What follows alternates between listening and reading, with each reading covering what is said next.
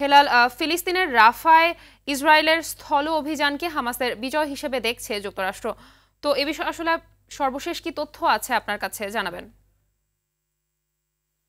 মেহবুবা, আপনি যেমনটি বলছিলেন যে ইসরায়েলকে সতর্ক করে যুক্তরাষ্ট্র বলেছে তারা পরিকল্পনা মতো গাজায় রাফার সর্বাত্মক অভিযান চালালে তা হামাসের জন্য কৌশলগত বিজয় এনে দিতে পারে। হোয়াইট হাউসের জাতীয় নিরাপত্তা মুখপাত্র জন কার্বি গতকাল বৃহস্পতিবার এই সতর্কবার্তা দিয়েছেন এবং জন কার্বি বলেন যে আমরা মনে করছি রাফায় যে কোনো বড় ধরনের অভিযান প্রতিপক্ষের সমঝোতা আলোচনায় টেবিলে হামাসের হাতকে শক্তিশালী করবে এবং ইসরায়েলের হাতকে নয়। এবং ইসরায়েলের রাফায় অভিযান চালালে দেশটির সামরিক সরঞ্জাম পাঠাতে স্থগিত করা হবে বলে যুক্তরাষ্ট্রকে প্রেসিডেন্ট জো বাইডেন কিন্তু ঘোষণা দেওয়ার পরদিন জন কার্বি এই অভিমত জানালেন। এদিকে ফিলিস্তিনি আরো অধিকার ও সুবিধা দেওয়ার সুপারিশ সম্বলিত একটি প্রস্তাব আজ শুক্রবার জাতিসংঘ সাধারণ পরিষদে ভোট হওয়ার কথা রয়েছে এবং এই প্রস্তাবে ফিলিস্তিনকে জাতিসংঘের 154তম সদস্য দেশ হিসাবে স্বীকৃতি দেওয়ার বিষয়টি বিবেচনার জন্য নিরাপত্তা পরিষদের প্রতি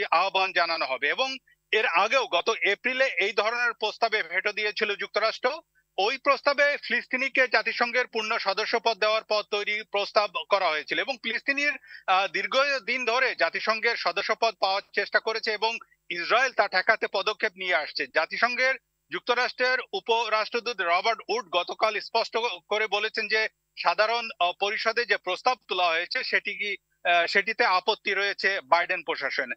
মেহবুবা, আরেকটা জিনিস আপনাকে জানাতে চাই যে অবরুদ্ধ গাজায় ইসরায়েলি আগ্রাসন বন্ধের দাবিতে যুক্তরাষ্ট্র জুড়ে বিশ্ববিদ্যালয়গুলোতে এখনো কিন্তু বিক্ষোভ চলছে, বিক্ষোভে উত্তাল রয়েছে বিভিন্ন স্টেটের বিভিন্ন বিশ্ববিদ্যালয়গুলো এবং বর্তমান প্রেসিডেন্ট জো বাইডেন এবং তার প্রশাসন এত কিছুর পরেও কিন্তু ইসরায়েলের প্রতি অকুণ্ঠ সমর্থন দিয়ে যাচ্ছেন জো বাইডেন। এবং এই সমর্থনের কারণে সাধারণ ভোটার যারা মার্কিন ভোটার আছে এবং আসছে নভেম্বর মাসে কিন্তু প্রেসিডেন্সিয়াল ইলেকশন, এই ইলেকশনে আসলে বাইডেনের জন্য একটি বড় ধরনের কাল হয়ে দাঁড়াতে পারে এবং এটি কিন্তু সাধারণ মার্কিনিরা কিন্তু এটি মনে করছেন। তো এই ছিল আমার কাছে সর্বশেষ। জি, ধন্যবাদ আপনাকে। যুক্তরাষ্ট্র থেকে জানাচ্ছিলেন সহকর্মী কামরুজ্জামান হেলাল।